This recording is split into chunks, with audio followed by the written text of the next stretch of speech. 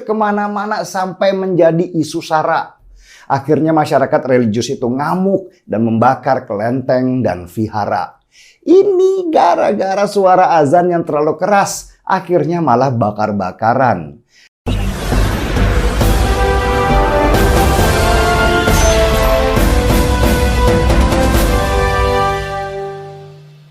Audio Jungle.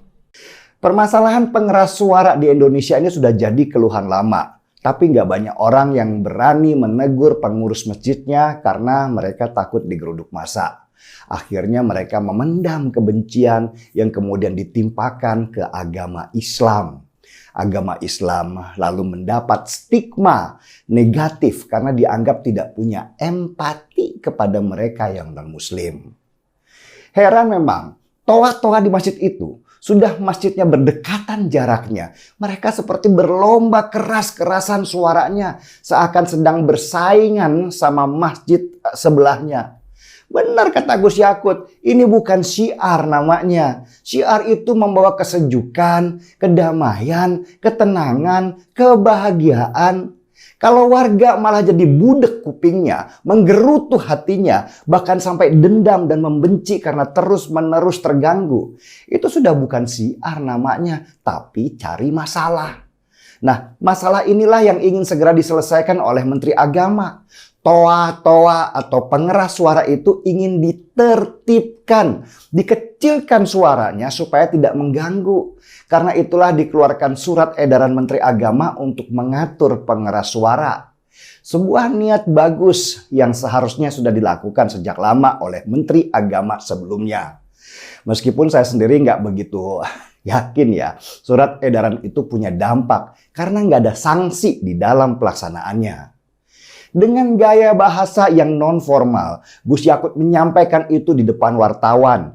Dia mengajak kita semua empati dengan perasaan non-muslim yang setiap hari selama 5 kali sehari mendengar suara azan dengan suara toa yang volumenya maksimal. Pastilah banyak orang terganggu. Gus Yakut juga mengambil analogi sederhana. Seandainya kita tinggal di sebelah rumah yang banyak pelihara anjing yang terus-menerus menggonggong, pasti samalah terganggu juga. Pernyataan Gus Yakut yang menganalogikan perasaan terganggu seseorang mendengar suara azan keras dan perasaan terganggu seseorang karena mendengar suara anjing menggonggong terus-menerus itu disatukanlah dalam satu judul oleh media online. Jadilah persepsinya berubah. Gus Yakut menyamakan azan pakai toa dengan anjing. Kocak memang. Bahkan sekelas partai PKB, P3, Golkar termakan narasi clickbait itu dengan menyuruh Menteri Agama minta maaf. Kalau PKS sih biasalah, mereka suka cari panggung atas nama agama. Itu memang kerjaan mereka.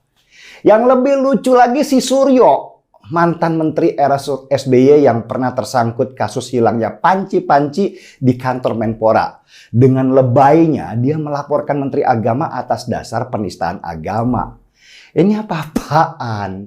Dia melaporkan Menteri Agama atas dasar persepsi dia sendiri atas pernyataan Gus Yakut itu. Ya jelaslah ditolak sama polisi, kok gak nyambung ya. Heran gua, padahal mantan menteri tapi kok cara berpikirnya kayak anak TK. Pakai asumsi berdasarkan nafsu pribadi, bukan berdasarkan fakta yang terjadi. Saya perhatikan sekali lagi, pernyataan Gus Yakut Menteri Agama yang disiarkan di TV-TV itu nggak ada tuh. Nggak ada yang menyamakan pengeras suara di rumah ibadah dengan anjing. Dia hanya mengambil persamaan rasa terganggu antara orang yang mendengar toa dengan volume keras dan orang yang mendengar gonggongan anjing yang keras. Masa gini aja nggak ngerti? Gua yang goblok atau mereka yang kelewat pinter ya?